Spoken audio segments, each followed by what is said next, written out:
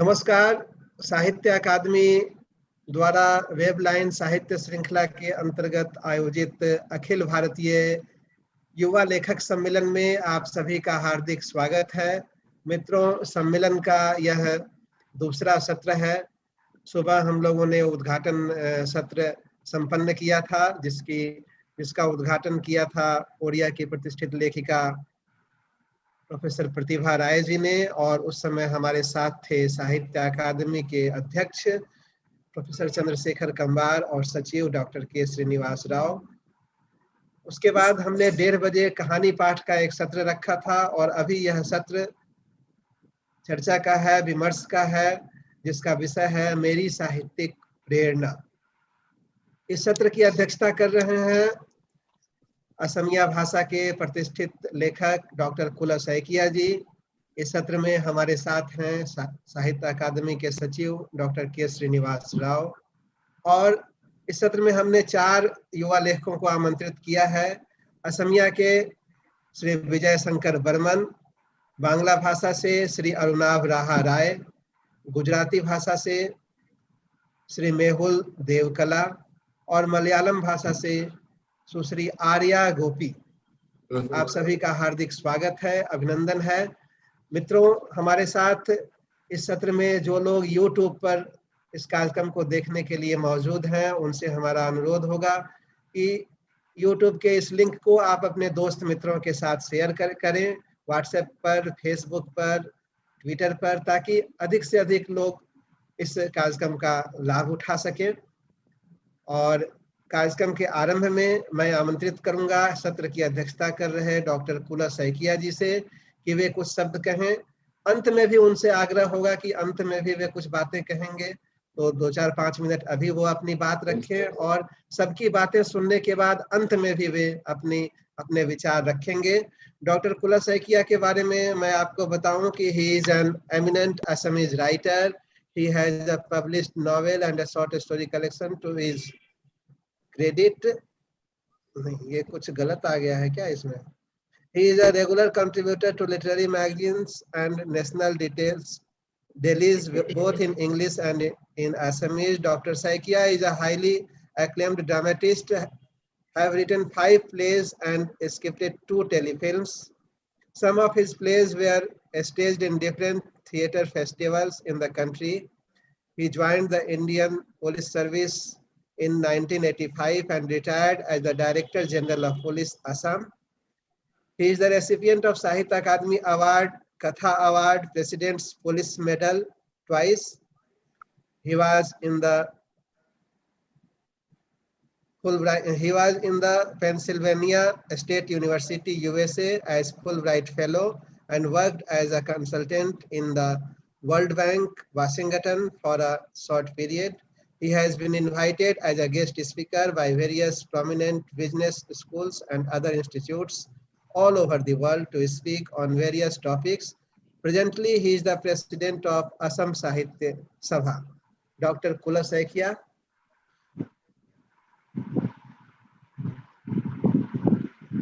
Thank you very much, and Mr. Rao and other friends in the screen.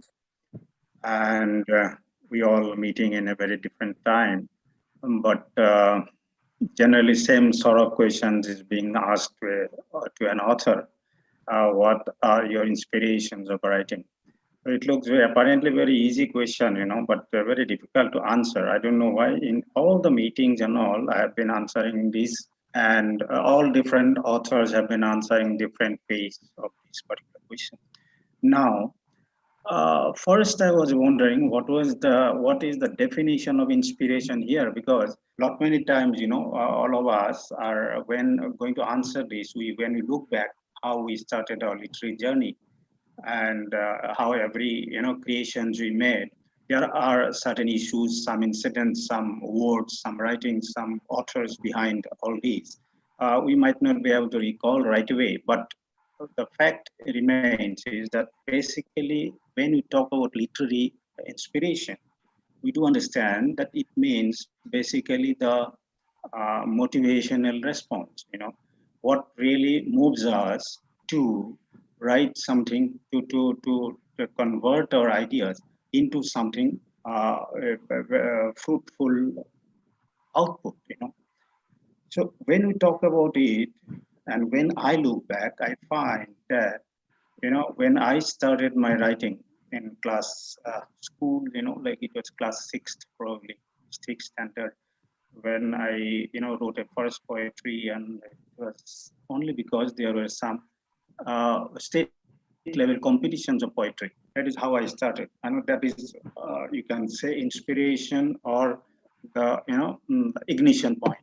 But after that, when I started writing stories as well, it moved parallelly. Stories sometimes, I read poetry in all India radio stations and things like that. Then I feel like I got 5 rupees, when I was class 10 standard. I read the poetry and I got 5 rupees. I thought, oh, better to write poems because you get money out of it. So I started writing poetry for some time. Then I moved over to short stories.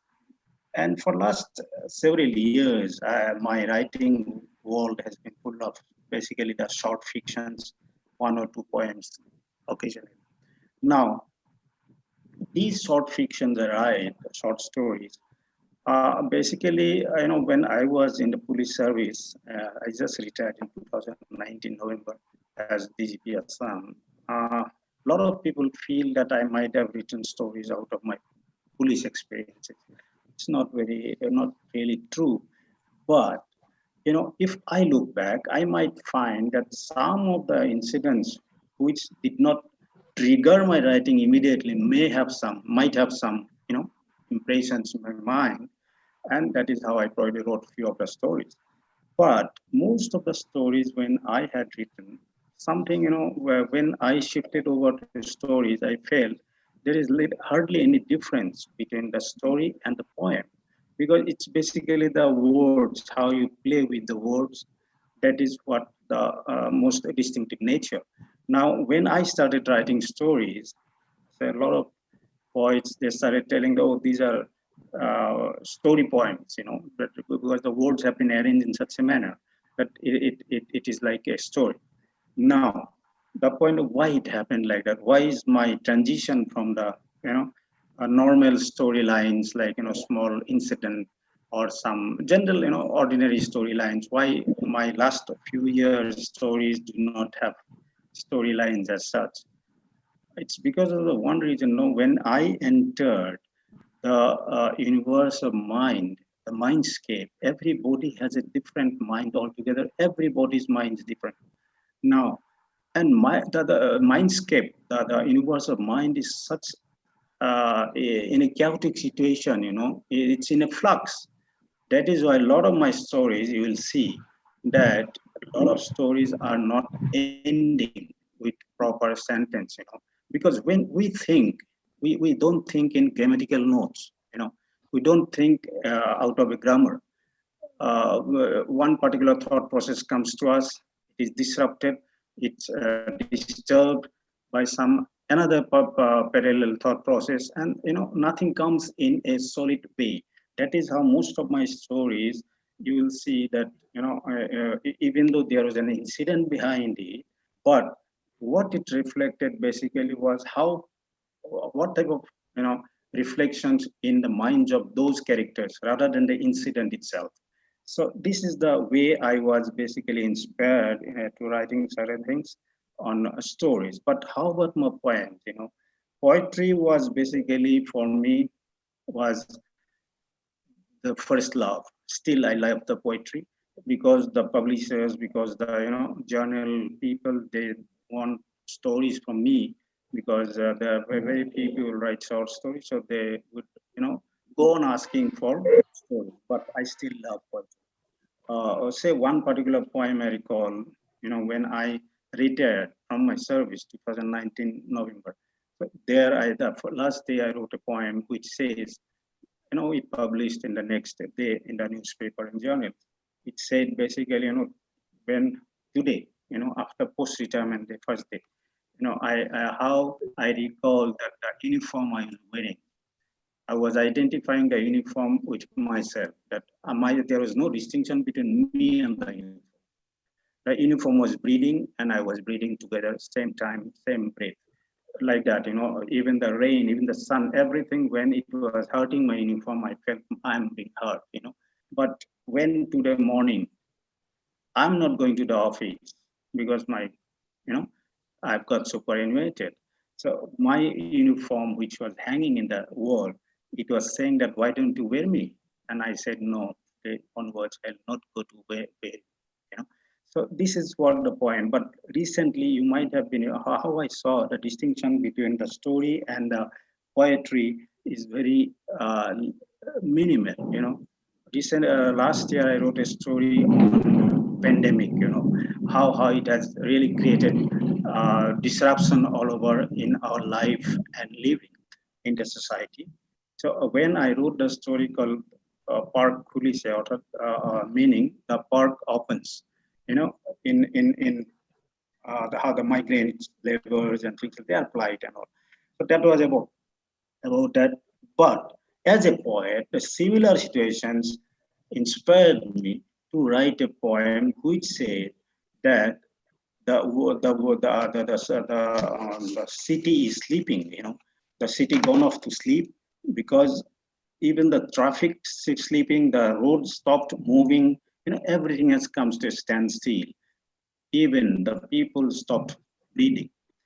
This is you might see the same inspiration for both the story and the poet, right?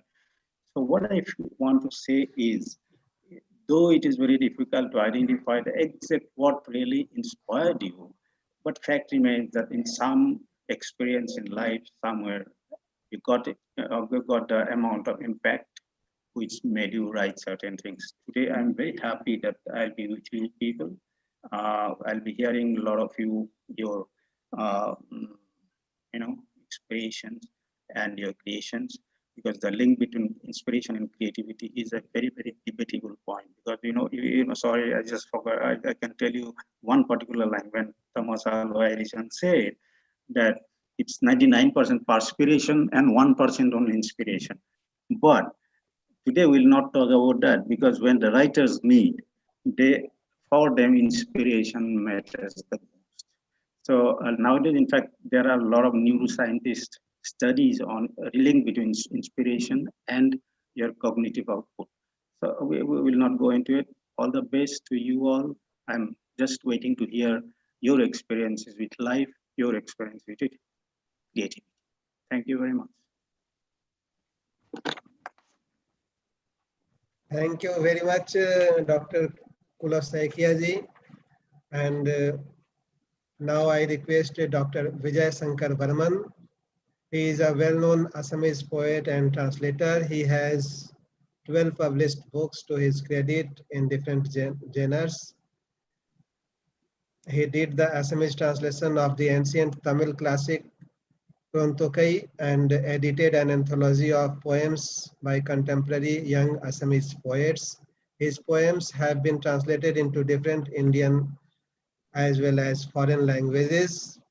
He is the recipient of Sahitya Akademi Yuva Puraskar, Munin Barakataki Award, Shabda Yuva Sahitya Award, and recognized by Indian Express as one of the 10 best young writers of India in 2012. Dr. Vijayasankar Varman. Namaskar everyone. Myself Vijayasankar Varman. So respected Srinivas Rao sir, respected Devesh sir, respected Dr. Kulo Hoikia Dada, my fellow panelists, Aruna Bharaharoy, Mehul Dev Kala, Arya Gopi, and all the viewers. So today I am here to speak about my literary inspiration. So it's a very difficult time we are facing nowadays. So in this difficult times, during these difficult times of trauma and loss, when I have to think about my literary inspiration, I rediscover myself self-isolated in my own shadow world, where only good thoughts and poetry could heal everything. Here I would like to open up my words with my personal perspectives and experiences. Last year, when all of us had to confront with this pandemic for the first time, a strange feeling was coming to my mind frequently. Later on, it appeared as a poem. I wish to share this poem with you. First of all, I would like to read the first stanza of the poem in my own Assamese Homia language. বন্ধ ঘৰত স্তব্ধতা উশাহত হাৰে আছে সময় বন্ধ ঘৰত স্তব্ধতা উশাহত হাৰে আছে সময় মৃত্যুৰ ছাকত মুখ ভৰি যায় এই সময় কৰোণাময় The meaning is that the death's hive is brimming with honey. So here is the English translation. The English translations I am going to read today are done by renowned and eminent translator of Assam, Nirendranath Thakuria sir. So here is the translation. In the house, standing closed, the wind is still. The time is alive in breath. The death's hive is brimming with honey. Oh, merciful time. What's yours? What's mine? The anthills or the houses, the swallow hunts for water, perches on the rainbow on the horizon. The child's face seen in a dream, why does it awake me? The soil beckons, the roots nod. In the sporadic flashes of lightning, the whirlpool just sucks down. The death's hive is brimming with honey. Oh, merciful time. We are losing the equators of our life day by day. Still our creative zeal searches for something which remains unexplained till end. While talking about my literary inspiration, I can't grasp anything static. Only some montages peep into my intuition, loiter around me. Here I would like to utter a few lines from one of my poems. Somewhere there is a likeness, the makeshift pitch laid on the bed of paddy seedlings at my Rupia Batan. That's my birthplace. The flickering light of kerosene lamps at the evening market, the tug at the gillnet at gloomy sunset. I feel like hearing the scream gushing out of the painting. I feel like decoding the smile, putting it on wavelength. Maybe that feeling is like a dry piece of a bamboo bridge, and it may be like crossing over the bamboo bridge and coming back again. I was born in Rupia Batan, an ancient village of Assam. The fluidity and flow in my poetry comes from the lean river Kanai Khunda, the river of my childhood. The river has taught me what simplicity is. My mother hails from the bank of the river Kanai Khunda. There was no electricity in the village. The kerosene lamps were the only source of light at night. I remember the half-dark faces of many people around the lamps, at the earthen fireplace, at kitchen, vividly. The sound of bells coming from the cowshed, the fragrance of jasmine and coral flower, the scenes of people making fishing nets, the jumping fishes in the dolonga, which is a big wicker platform submerged in water with tree leaves and twigs. The shining backs of river dolphins, the bullock carts, the mooing of cows and calves, the ethereal voice of my maternal grandfather singing Ghosa are still alive in the core of my heart. Today, I write because I possess and nurture these treasures of childhood. I have been writing poems since my childhood. I didn't have much interest in publishing poems. I only wanted to touch the soul of poetry, the cult of poetry. To me, life is a piece of sculpture and poetry is an essential component of life. As the days passed, I started to experience the substance of world through poetry. The rich poetic traditions across cultures and geographies over the years have nurtured my poetic instinct. Sometimes I feel I am a statue, earthen, incomplete. The soil is from Granada, from the valley of Andalusia. The water is from the ancient pond of Zen, touched by the coldness of a frog. Searching hard for the broken torso of Apollo, Rilke whispers to Rhoda and comes silently towards me. I stare at the fingers of Rhoda. An unknown joy starts gripping my body. These fingers, wet with blood and death, love and hatred, sperm and virus, so beautiful. The Japanese poetry has helped me to realize what the wealth of silence in poetry is.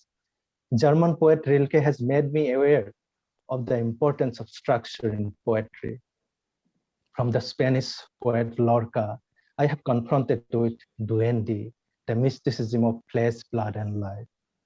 For 10 years, I had been translating Kuruntuke, the 3rd century anthology of classical Tamil poetry, into Assamese, which has been published in 2014. Now I am translating Lal Ded, the Kashmiri saint and mystic poet of the 14th century. What I have realized during this period is that good poetry cannot be kept confined to barriers of language, time, and space. I am also grateful to Sahitya Akademi for providing me the space for poetry time to time. During my stay at Srinagar for Northeast and Northern Writers Meet in 2017, I felt that the Valley of Kashmir was asking me to write something for it. I offered myself to that mysterious calling, and thus appeared the following poem, Kashmir Nama. The entire Jhelum is frozen in cold. The bridge is a silver necklace, getting ashen, too heavy. In the empty pot, I decked the chinar twig, snapped by a bird. What if the leaves wilt and drop off? Now, how would I lull you at frosty nights? Hear such laughter of yellow sunshine, yet the whispers are so sad and cold. Is it Azan or a whale? During my stay in Europe for a long period as a visiting doctoral researcher and traveling throughout the raw countryside, I realized it from my soul that poetry has its own unique language. Being a student of literature, sociology, and folklore, I have been trying always to spread out my branches so that nature and people could parse on me. I believe that my world is not in geography. My world is not in the scripts. It's my mother's bosom. That is my world. It's my mother's voice. That is my breath. While exploring the tribal myths of the different tribal communities in Assam, I have come across the seamless world of nature and poetry. The tribal world allures me even in my dream. And thus, in the poem, Second Excavation of Rangrinkan, the prayer of a Tangsa tribe sheds black teardrops. The living memories of their crumbling days are made black and blue with the cracking hoods in the poem, First Excavation of Rangrinkan. Modai, the evil spirit of the Boro tribe, dances in the poem night after night, Katindra. Manchelenka, the kingfisher bird of the Rabha tribe, sings the death song of Harkanti. There is an oinitum, that is a love song, of the missing tribe. River waters dry up, but tears never dry up. In the flood poem, Captive in Water, it meets a new rhetoric when I feel that tears never dry up, nor do the river waters. The poem, Streaming Tears of Katetong, moves around Angphu Nengki, a rare personality from the Singpho tribe of Katetong village in Upper Assam. My Estonian poetry book, Vijayasankar Katetong, which was published from Europe in 2016, is also named after this poem. Regarding creativity, if we have any creative zeal within us, we have to support it with everything it expects from us. But we have to restrict ourselves from expecting anything from it. In the process, we exist as a medium. We exist only as a prism.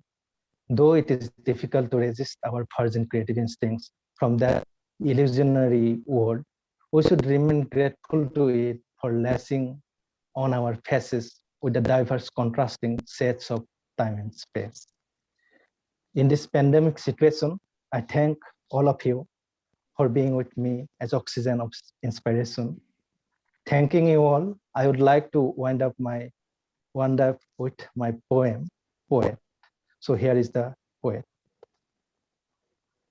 Even after my death, that unwritten poem will keep scoring me in burnout embers, seeking my breath in the mute cracker, in the wind trapped, in the bamboo gum. It will keep waiting with bent fingers. In the river, at the edge of water, being a dragonfly, it will sniff at something. Taking the pages of poems as mirrors, it will try to look into them, leaning over. Even then, it will not sit in the armchair of my tidy house, just for once. Only like white ants tunneling in my heart, it will make an anthill. And the rain having stopped with a hope of meeting me, my kindred hand, it will come out tilting its head, looking for the blue pants. Maybe many a poem will come and go, even after my death. Poetry will grope around for my body of flesh and blood. In the damp of the woods, unnoticed, a white flower will fall. Oh, the poets of my soul spawned, tell poetry that unseen flower is none but me. Thank you. Thank you very much, Dr. Vijayasankar Varmanji. Friends, now I am requesting Sri Arunav Raha Rai to share his experiences. He is a young Bengali writer. He has 4 published books to his credit. His works has been publishing regularly in leading magazines of Bengal. He works in print magazine and presently working as the sub-editor in TV9 Bangla. He is the recipient of Barnali Smriti Puraskar, Uralpul Puraskar and Somen Basu Puraskar. Sri Arunav Raha Rai. Thank you, Devesji. Thank you, K. Srinivas Raoji and Sahitya ji. Thanks to Sahitya ji and all our friends. Today I am very glad. Thanks to Sahitya Akademi for thinking me. I read my literary inspiration. It was at the time when I was 6 or 7 years old. Every day when I used to get up in the morning, the first thing I saw my father is leaning on the table and writing something. At that age, I was so curious about it. When I was a little older, I found out that he wrote poems, pens and rolled proof sheet with manuscript of unfinished poem on father's tables.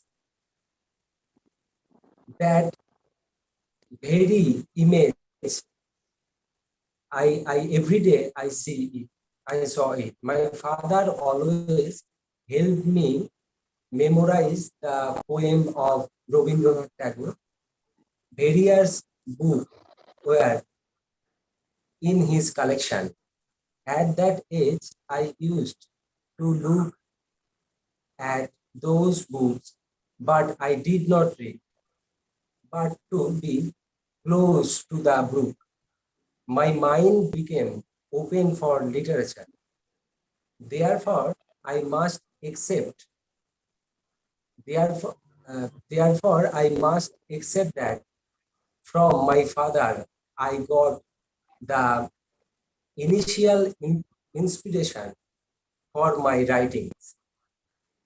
At the age of 18, I went to study in Kolkata from my little hometown in West Bengal. I got admitted in Bangabasi College, living in College Street for 6 years. I had the opportunity to come in contact with many people. In 2011, I met poet Alok Ranjan Dasgupta at a literary event. His way of life inspired me. I got a chance to get closer to him. At this house in Jadavpur, he recited poems like mantras. At that time, I started reading Alok Ranjan Dasgupta's book. He was a big inspiration for me.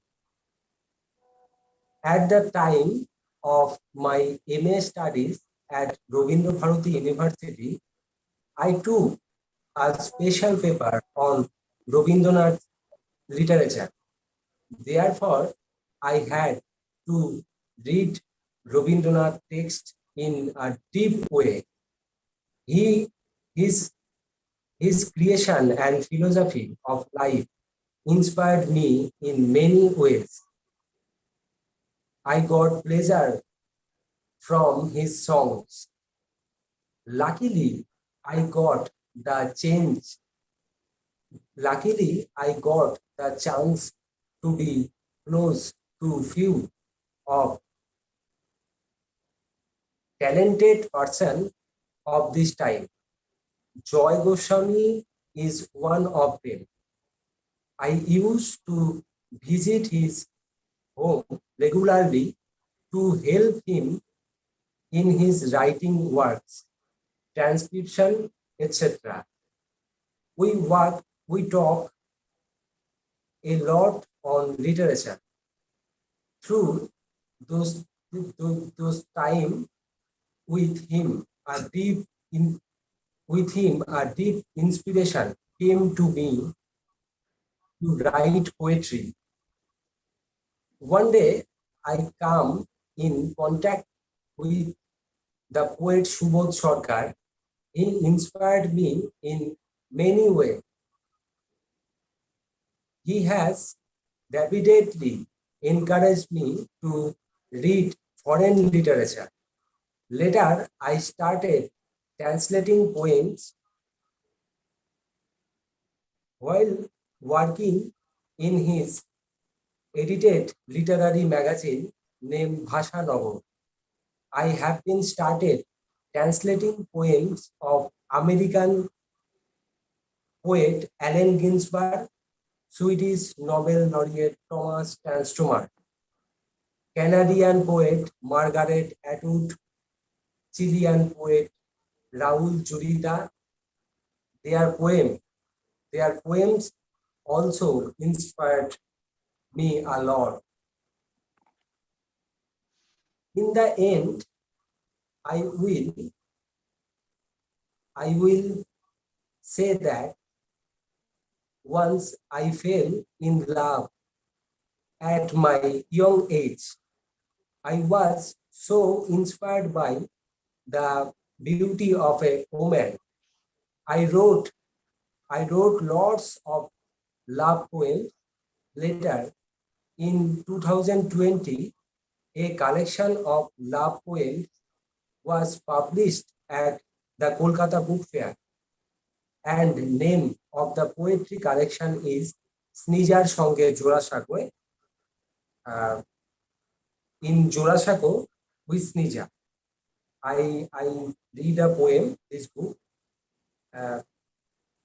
His Bengali name is this poem, Prakton. Dure thaka bhalo. Dure thaka mane আমাদের দেখা আর হবে না কখনো। দেখা না হওয়াও কি ভালো? নিশ্চয়ই নয়। তবু দূরে দূরে গেলে শহরের কোনো এক কফি শপে রোজ সন্ধেবেলা আমাদের দেখা হবে বলে মনে হয়। Translation of the poetry, Bygone, translated by Anindita Bose. Staying far is good. Staying far means we can never meet again. It is good not to meet. Differently not, but being far can mean that we can perhaps meet in some coffee shop around the city. Thank you.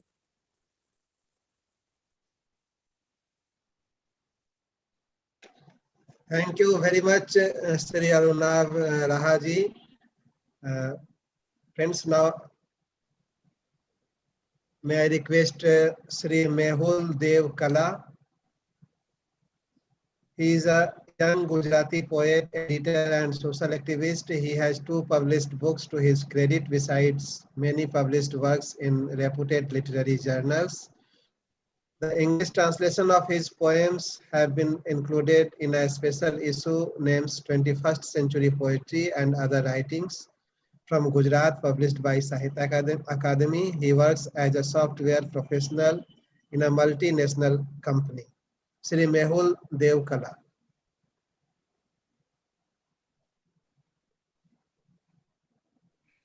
Kindly unmute, Mehul. Please unmute. Mehul, unmute. Yeah, sorry, I have unmuted. Yeah, thanks for the lovely introduction, and namaste and good afternoon to everyone here, all the panelists, Srinivas sir and Sahitya sir, everyone. So thanks for having me here in this very lovely discussion over the literary inspirations. So today, as we have a limited time, so there are actually, if I categorize the things which has inspired me throughout for my literary writings, I can say there are 3 categories which has inspired me for writing. So first one is the writers, poets from my language for other Indian languages and from around the globe. The second one is the cinema. Cinema has inspired me my writing a lot, and like films from Satyajit Ray and Tarkovsky and all the neo-realistic cinema has also inspired me for my writing. And another thing which has inspired me is the chaos and melancholy of the mega cities. So I have lived in various cities, which has also inspired me a lot in my writing. And the nature, of course, the things happening around us has always inspired me. So the first, so as we have a very limited period, I will talk about the literary people who has inspired me in my journey, literary journey. So if I say from my own language, Gujarati language, so I started writing at a very early age in my life. So in my childhood, Pannalal Patel, a Gyanpith Award writer, has inspired me a lot. He has a big impression on me during my childhood days. Actually, I am a poet, but as Sahityaji has rightly said, that there is no distinction basically between prose and poetry. It inspires. It's a thing with the words basically. So I will also talk about the writers who are not poet but who have inspired me throughout. So Pannalal Patel was the one, because when I read him, the pure intense sensitivity of his writings touch me deep down, and it has inspired me to write. Another big poet from Gujarat, another Gyanpith awardee, Umashankar Joshi, he was also a big inspiration on me. So if I talk about his poetry collection Saptapadi, that Saptapadi, he has written it, published it in a last phase of his life. So it has also inspired me, because he has written a lyrical poetry throughout his life, and it is widely known for his poetry. But the Saptapadi, he has written a prose poetry, so which was new at that time, but he has introduced it into a Gujarati.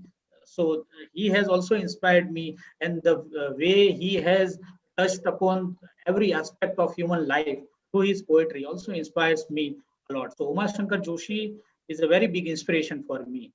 Another inspiration for me from my own language, Gujarati, is a poet, Jhavirchand Meghani. So he has written about a folklore, folk songs. He was very much connected to the roots of uh, the remote Gujarati villages, and the whole phenomenon of his literature was very much around the folklore and people. So he has also inspired me a lot for my poetry. And another name is Kanalal Munshi, if I have to say. His prose, his lucid prose, the way he has written his historical fictions has also inspired me. And those are the people who has always inspired me. As Saikyaji said in his uh, uh, speech earlier, that it seems a very simple question, that who has inspired you. So various people, various poets, writers have inspired me, but when we come to summarize it in a 15 minutes time, it's very difficult to choose out the names, but still I will try to say the major people who has inspired me. So if I talk about the current scenario in Gujarati literature, the very contemporary poet, I must name him, Vinod Joshi. He has inspired me through his latest collection, which is Sairandri. Now it's a poem, it's a long poem. Now this is something which is very rare in recent time. He has, the whole book is a long poem, single poem, and he has reinvented the myth of Draupadi. So how he has dealt with that myth and given it the new interpretation has also inspired me. So those are the poets and writers who inspired me from my language. Now, if I go beyond my language, then let me, the Tagore will be the biggest inspiration. He has inspired me a lot. Maybe I can say that he has inspired almost every poet of all regional Indian languages. So his, not his, only his poetry, but the way he has lived his life as a poet has also inspired generations of poets throughout in India. So Tagore was a big inspiration. Also, the way he has taught his reader to look beyond the uh, look beyond to limitations and beyond the horizons, and to identify the beauty of those objects. That was the main aspect of Tagore's poetry. So the beauty he sees in the world around him and the world beyond his horizon has inspired me a lot. So Tagore was a big inspiration. Another Bengali poet, Jivanananda Das, was also a big inspiration for me. His chaotic poems, the complexity of his poem has also inspired me. Then, if I have to take another Bengali name, then Navanita Dev Sen was a big inspiration for me. Actually, he has inspired me a lot, and he has inspired me to read a language, a poetry from other Indian languages. So he has inspired me to read different Indian languages. So it was a big inspiration for me. She has taught me to read beyond my own language. And another thing which has inspired me from Navanita Dev Sen was that one should not restrict themselves to a single form or genre of the literature. So if you are a poet, you should also try writing prose, travelogue, and various things, novels. So you should not restrict your own self to a single genre of a literary uh, journey. So that is how she inspired me. And so those are the poets, writers from India. So if I talk about the writers from foreign countries, then the first name which comes to my mind right now and who has inspired me a lot is Gabriel Garcia Marquez.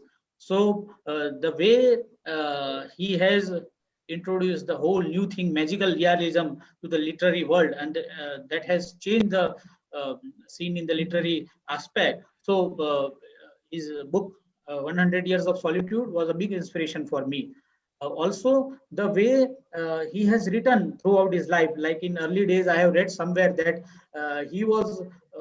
he lost everything during the writing of 100 Years of Solitude, because he was dedicatedly writing that single novel.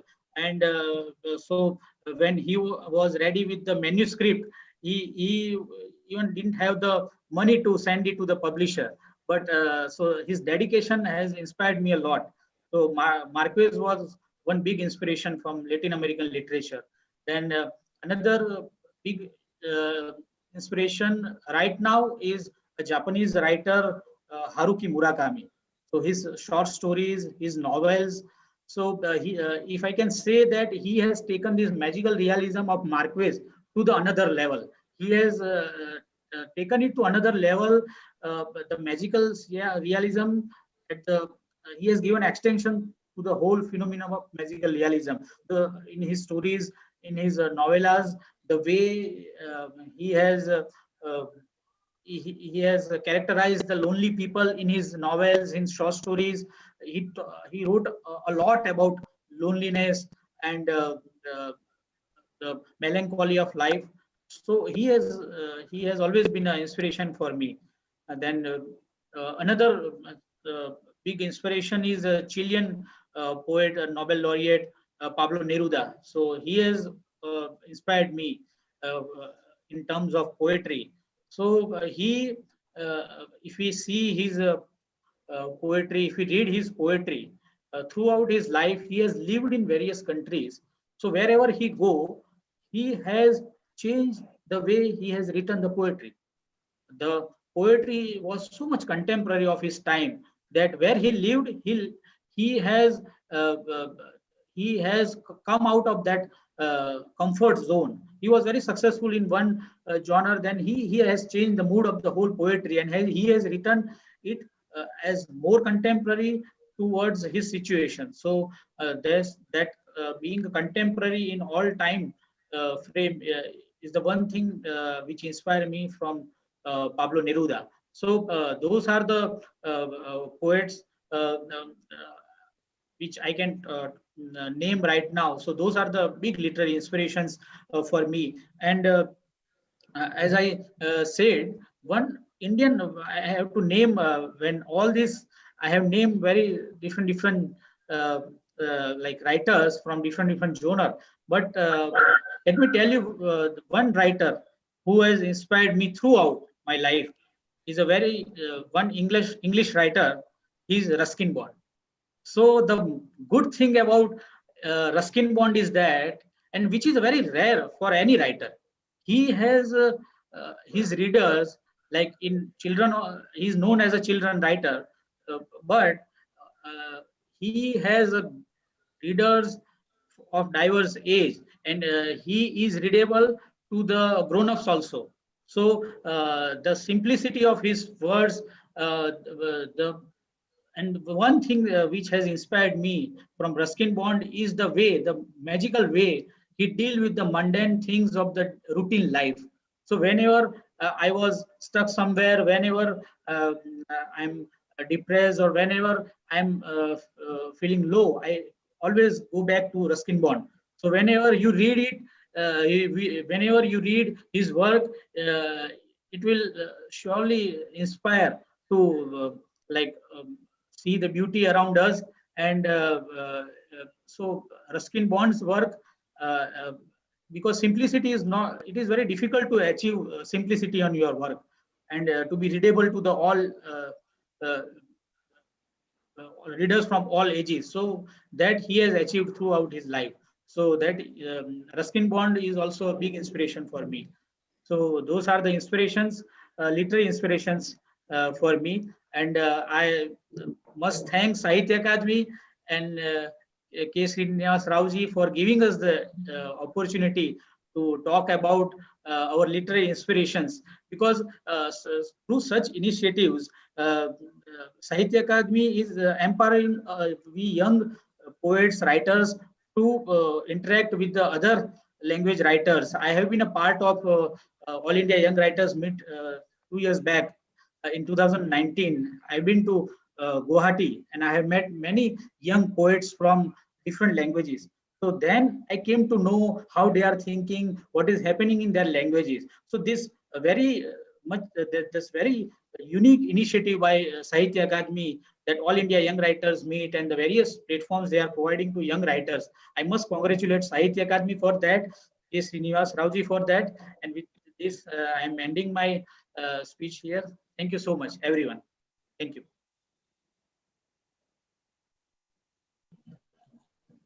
Thank you very much, Sri Mehul Dev Kanaji. Friends, now I am requesting Miss Arya Gopi. She is a bilingual poet in Malayalam and English with more than half a dozen published books to her credit, including 5 Malayalam poetry collections. She recites poems at various programs as well as TV channels in Kerala.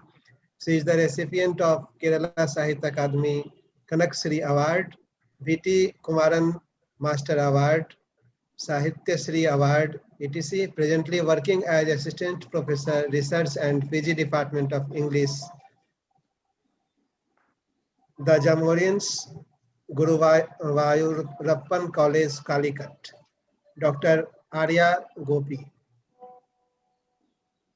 Thank you.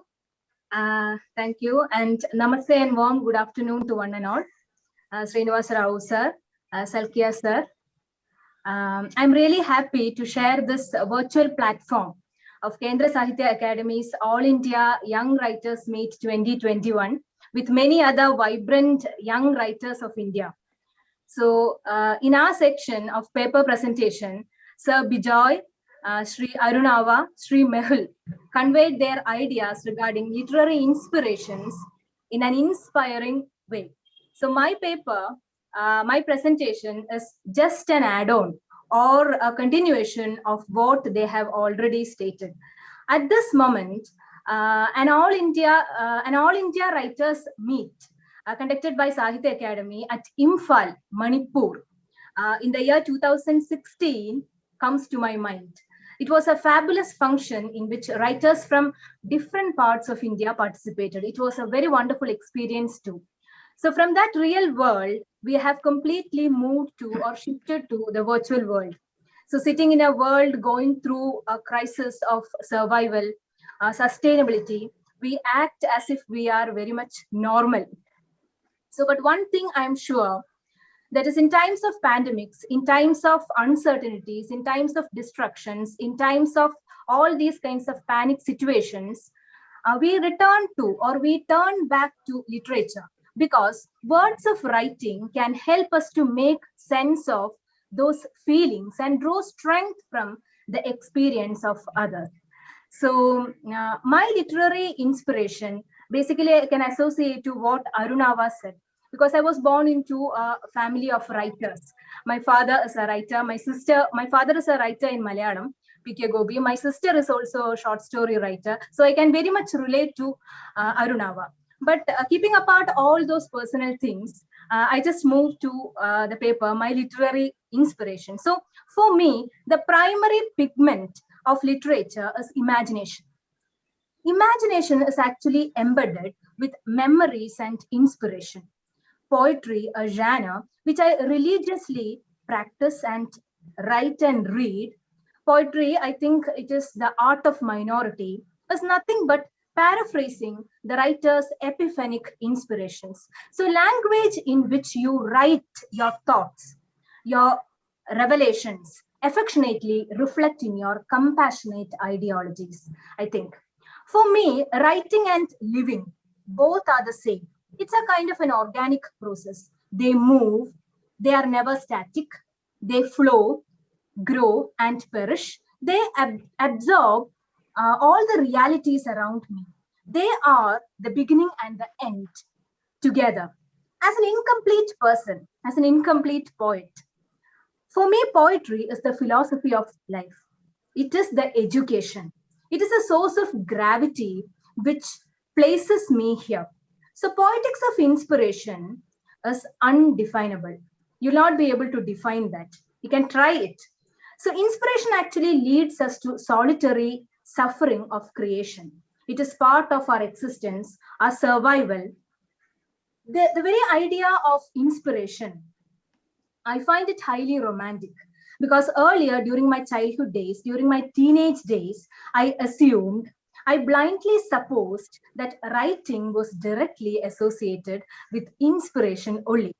Poetry is every man's dream that allow us to be genuine. So though the story regarding inspiration is like a romantic tale, as I just said, it has its own angst and ennui. I live in my space here as if I am living inside a poem, trying to make meaning out of my inspiration. Ayyappa Panikar, one of the most famous poets in Malayalam, he once said, "Poem will come to us, wanting to be written. We just have to wait for that moment. There will be necessary poems for us. The threshold of entry and exit, the threshold between entry and exit always confuses me. Writer is not a prisoner of his language. His or her language actually nourishes him. So it is how it nourishes the writer. It's a way of knowing truth, unmasking truth. Poetry has got these kinds of magical strength to condense our analogical universe to the language we speak, so that others can also understand us.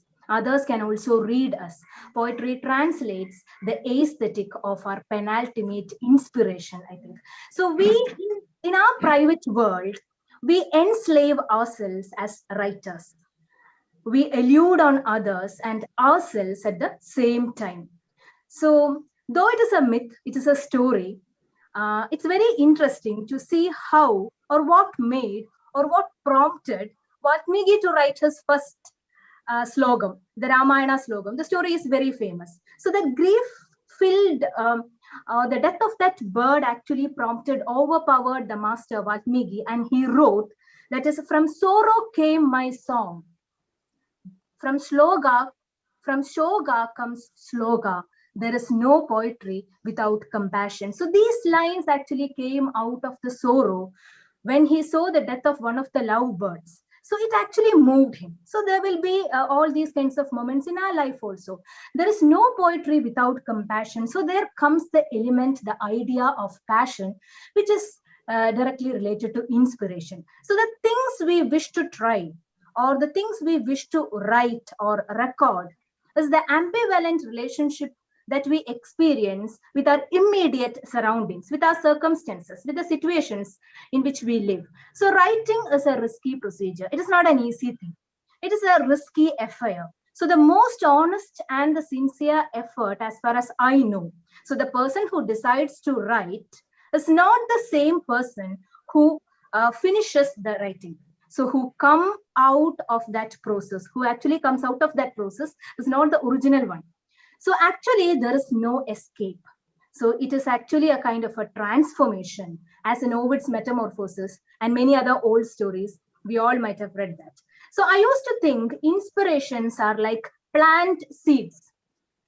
Some seeds, they go into a kind of a dormant stage, hibernation, for several other reasons. So they are actually adapted to forest fires that destroy the trees. The tree will be destroyed completely, creating pine cones that open in extreme heat fire. So then it's very interesting that the dormant seeds, which they are coated with a kind of a material that will break down only in this extreme heat, in this forest fire. The seeds hibernate until this happens. So inspirations are also like that. And I also think inspirations are like clouds. That is its movement, its color variations, its color shades, its shapes, and its transformations actually remind us of several things in our life. Sunlight actually should come above the clouds. Then only it can reach us. But the clouded days, it will stifle passivity, rainy days, sometimes. So anything and everything, all these are actually inspirations and metaphors. So my thinking, my search for inspiration goes on as all others do, as all other writers do, until I could search no longer. vocabulary of silence is not only the pathetic fallacy, but it urges to transform my melancholies to metaphorical deluge. So as plants crave for light, poets crave for inspiration, and then later words. Language into which I am born offers multitudes of stimulants, which are just like inspiration. That is, sometimes inspirations are anti-mimetic, incursive, ephemeral, entangled, intentional, serendipitous, paradoxical, and sometimes contemporary and sometimes peripheral. So we indulge in these kinds of flux of memories. We seek asylum and reconciliation of all these kinds of odd binaries that is happening around us. So sometimes we bother these relationships very much. At some point, we are saturated with it. It is just like our relationship with coronavirus. We have reached such a kind of a pinnacle position now. So why writers write? From where do they get inspiration? I think there'll not be a kind of a finite answer for these questions. So it's difficult to answer. So it is like punishing oneself. It is like putting yourself through a kind of a very difficult process. That is, I often write to dream. That in writing, we experience the kind of the feel of texture of desire that is sank in deceit, in secretiveness, in imbalance, in doubts, in disparities, etc. So Valmiki's poetry actually came out of sorrow. We said that. So that actually made him to write. That was his inspiration. But on the other side, the Greek classic writer Homer, Odysseus writer, he was actually the product of, he was a poet of boom, because he was the product of a kind of a new dynamic, politically inventive, culturally burgeoning moment in Greek history. So he thought his purpose was to educate people. So sometimes we defy all our inspirations and move up. Other times we succumb to it and come down. As Eliot said, humankind cannot bear very much reality. So we have inhabited the Aristotelian mimesis sometimes. Other times, the just opposite of that, anti-mimesis.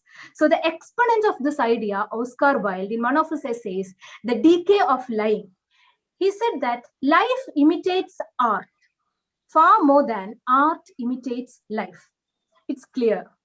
So a writer is always an outsider. He stands outside. His or her inspirations are anaphoric dreams or desires. So writers, especially young writers, we chose ordinary subjects. We choose ordinary things. We bring unremarkable subjects in unusual context, as if a kind of a revolution. We present unordinary object in a usual context. All these are experiments and constantly challenges the reader, the observer, the follower, his preconditioned perceptions of reality. We are not at all addicted to greatnesses. So we breathe new life into seemingly unconventional, irrelevant subject matter under the unpredictable shade of this sky. So I like poems to reach me by accident. I am not part of any popular poetry community which actually prompt you, which actually inspire you or teach you to write daily or write poetry. But I am surrounded by my own emotional economy or emotional casualties. I am in that. So an inspiration, an image or an idea, it searches you, it follows you, it comes to you, it knocks at your door, it shelters you and you accommodate it. That is a kind of a process to me. So writing moves like a river. No matter if you block its way, it may find another path. So writing actually uncrowns our mounting of self-importance, of illusions. It bridges the gap between accuracy and experiences, beauty of intensity of possibilities, lauded propositions, cultural rifts that is taking place, unsparingly self-drive the world of poetry today. So I am part of all that crows me, everything.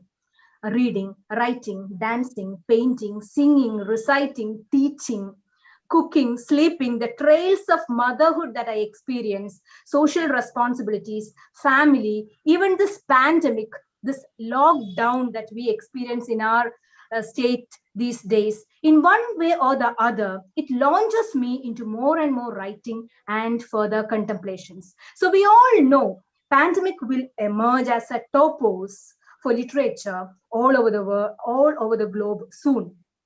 So the unknowingness, the unpredictability of life, unexpectedness of life, the moment of epiphany, search of love, search for love, safety, affection, spaces of indolence, books that you have read before, the writers that you have referred, emotional attachments and detachments, structure of life, structure of poems, structure of your writing, the way how you are actually bulldozed by time, an idea, a flower, a tree, a bird, a mere stone on your way, a bamboo shoot, a small grass, a dewdrop, all the circumstances, visible and invisible people around you, everydayness, illogical senses of life, its sameness, its uniqueness, everything finally trigger a poem. So in my case, ideas not come consecutively. Unorganized ideas just revolve around me. It creates a kind of a cacophonic temperament in my mind within me at first. And later then I relate. So then I can actually relate this idea to Bacon's dispersed meditation. It's a kind of a meditative process, but when ideas come like this, it is actually dispersed meditation. So we accommodate all our local circumstances, ordinary people, words, places, our mother tongue happening around, all the things that are happening around us, everything into our writing. So we are overwhelmed by all these situations, metaphorically or metaphysically, hyper-realistically, we can write. But on the other side, we cannot live like this because an escape from the social world is not at all possible. So inspiration, in a way, permeates into everything, anything and everything we live in. So it is a way of life, how we live, how we love, what do we eat, the things that you speak, engage, your dreams, etc. What matters to life matters to my poetry too. So it's actually just in a reverse gear in the case of inspirations too. So there is no dichotomy between writing and living for me. So inspirations can be just like Vyabhijari bhavas, anubhavas or vibhavas if you think in terms of Indian aesthetics. It can actually instill or ignite simultaneous coexistence of these identical process, that is living and writing, writing and living. So even it takes us to the realm of the negative capability, as Keats once explained, that we are able to merge, we have that capacity to merge into certain kinds of experiences that we never have thought in our real life. So what will be the end of these inspirations? What will be the climax of these inspirations? Is it a poem or a story or any other kind of creative work? What is the end of these inspirations? So we are not sure about the end of our life. We cannot predict. So let's enjoy the rhythm of the happening of inspiration. So in writing, linguistic metamorphoses take place. In the case of translations also, linguistic metamorphoses take place. It's a kind of a regenerative process. It's uncomfortable, uncertain, it's death and birth together, a sense of being two things at a time. So it is like seeing oneself in the mirror of inspiration. I'm able to see myself in the mirror of inspiration.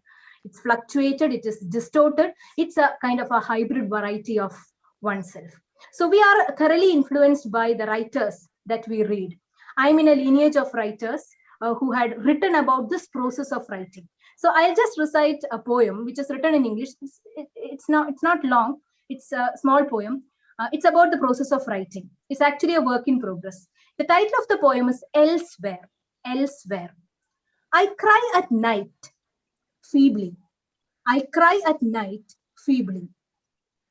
The pillows smell musty. Moles are like prayers, and sleeps instant suicides. Wounds are like births, and growth is healing. Elsewhere, I soak and wash words. Pen touches my paper, I air dry them. Pen touches my paper, I air dry them. So I think I'm just going to conclude it. I think I end with a one-line story from a writer from Guatemala. The name of this writer is Augusto Monterroso. That is, he tried to define what is story. Genre difference doesn't matter. So it will be similar in the case of poetry too. Just believe me, it begins and ends in one line. That is, when he woke up, the dinosaur was still there. That is a story. When he woke up, the dinosaur was still there.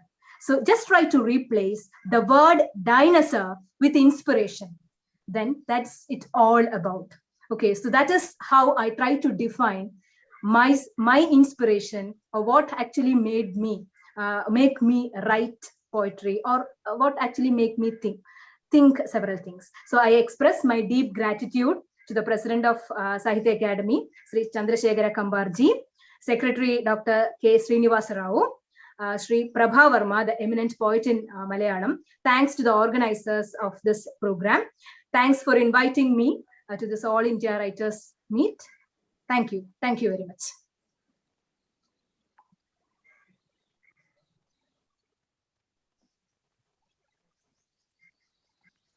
Devesh ji unmute करिए. Devesh ji unmute.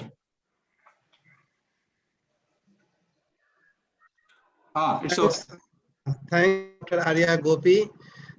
Friends, now may I request Dr. Kula Saikia ji for his concluding remarks from the chair. Thank you, and it was a wonderful session by the young blood in the creative world, and I really enjoyed it. In fact, I've learned a lot of things from them, because they have been talking. Say, for example, Arya has talked about imagination, the role of imagination. That reminds me, what Einstein was saying, that imagination is more powerful, more imagination is much more needed than intelligence, right? So imagination opens up all the doors. So you do not really know actually who has impacted you, who has inspired you, when the wings of imagination are spread all over and your windows are open. So it's basically, I feel she has narrated properly on that, but about her melancholy and silence, that also is very important in our whole talk.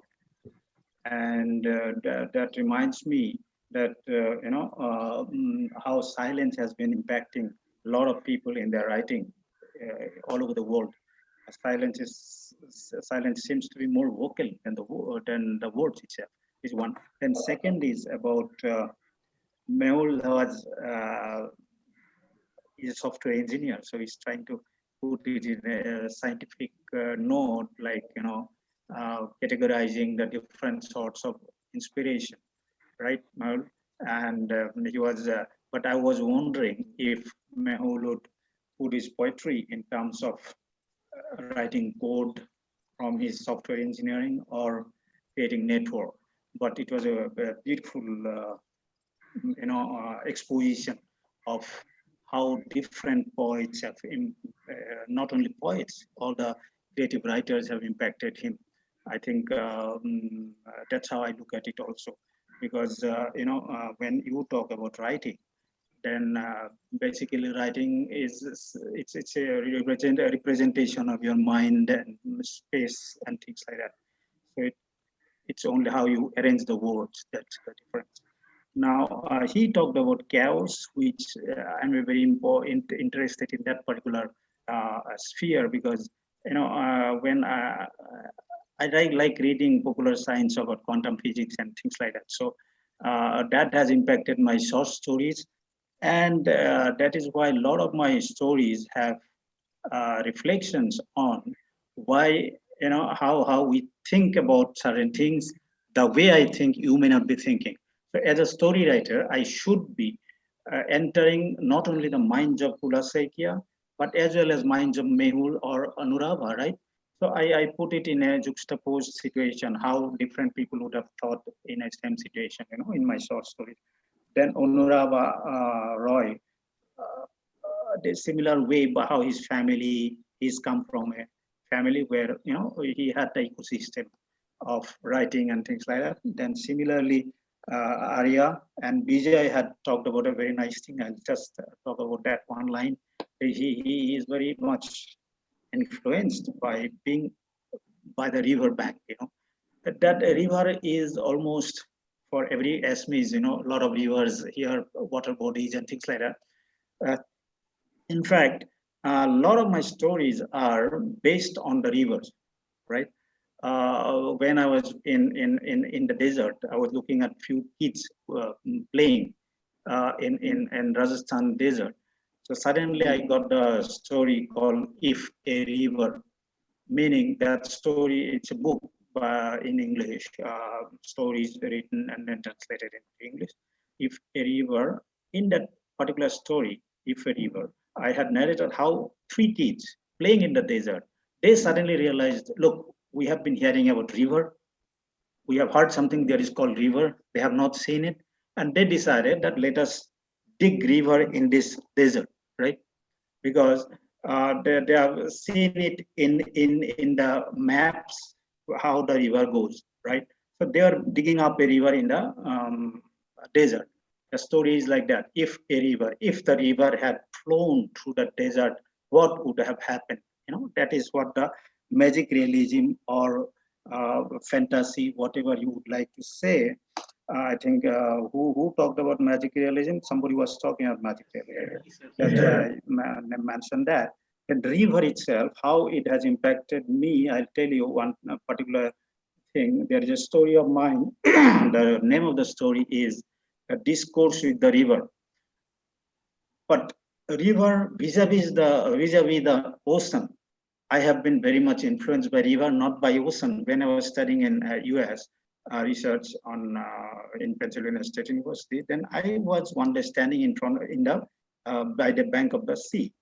I realized that river is such a beautiful thing because it goes on flowing and all, and you can tell your worries, you can tell the unhappiness, the sorrow, everything to a river because it will flow it down the river.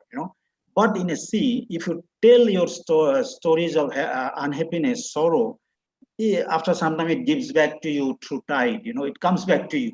So for me, a river has a different metaphor of flowing dynamics of life. But the sea, the ocean doesn't have that.